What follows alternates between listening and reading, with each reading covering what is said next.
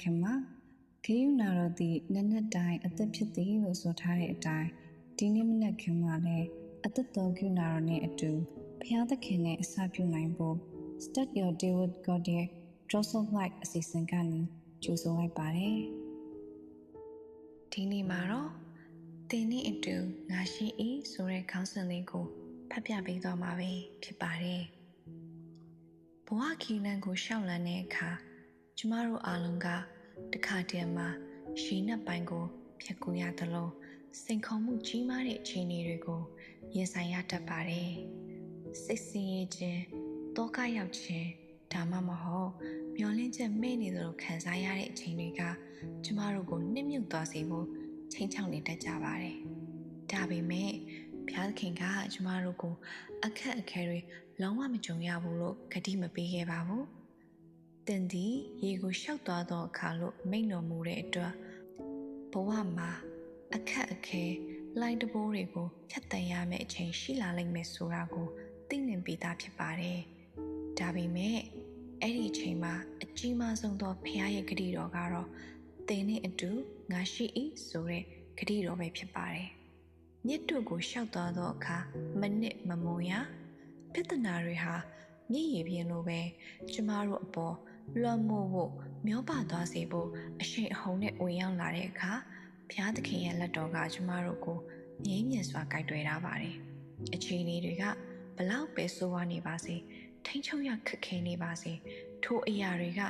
တင့်ကိုလုံးဝပျက်စီးသွားအောင်ဒါမှမဟုတ်နှိမ့်မြုပ်သွားအောင်ပြုလုပ်နိုင်မှာမဟုတ်ပါဘူးတင်ကဘုရားသခင်ရဲ့အကာအကွယ်အောက်မှာရှိနေတဲ့သူပါမိကိုရှင်းနေသောအခါလဲမလောင်ရမိရှံလဲမညှိရမိဆိုတာကဘဝရဲ့အပြင်းထန်ဆုံးနဲ့ဆန်သက်မှုတွေပူလောင်မှုတွေနဲ့နာကျင်မှုတွေကိုပုံဆောင်ပါတယ်တခါတည်းလုပ်ငန်းခွင်မိသားစုဒါမှမဟုတ်စိတ်ပိုင်းဆိုင်ရာမှာမီးလောင်တိုက်သွင်းခံရသလိုပြင်းထန်တဲ့ဖိအားတွေကိုကြုံရတတ်ပါတယ်ဒါပေမဲ့အဲ့ဒီမီးက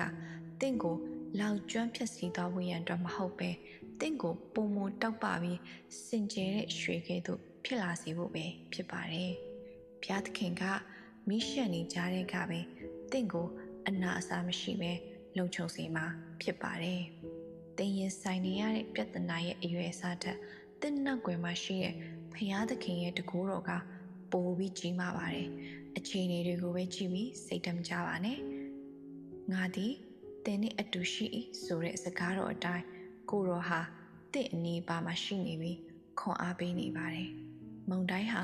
ခဏတာပဲဖြစ်ပါတယ်တင့်အတွက်လက်တလောအဟန့်အတားဖြစ်တဲ့အနောက်ရှေ့အတားစီးတွေက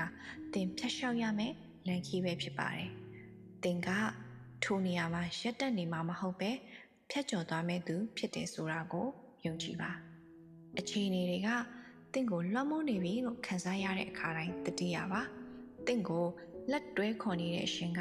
ဒီစကြဝဠာကိုဖန်ဆင်းတဲ့ဖန်ဆင်းရှင်ဖြစ်ပါတယ်တင်ဟာမနစ်မမောပါဘူးမလောင်ကျွမ်းပါဘူးအဆုံးသတ်မှာတင်ဟာပုံမူကြန့်ခိုင်ပြီးအောင်မြင်သူတဦးဖြစ်ထွက်ပေါ်လာပါလိမ့်မယ်ယနေ့ကြုံတွေ့နေရတဲ့စိုးရိမ်ပူပန်မှုအားလုံးကိုထိုဂတိတော်၌ပုံအပ်ပြီးငြိမ်သက်ခြင်းကိုခံစားရရှိပါစေကြောင်းခွန်အားပေးဝေမျှလိုပါတယ်အားလုံးပေါ်ဘုရားသခင်အထူးကောင်းချီးပေးပါစေ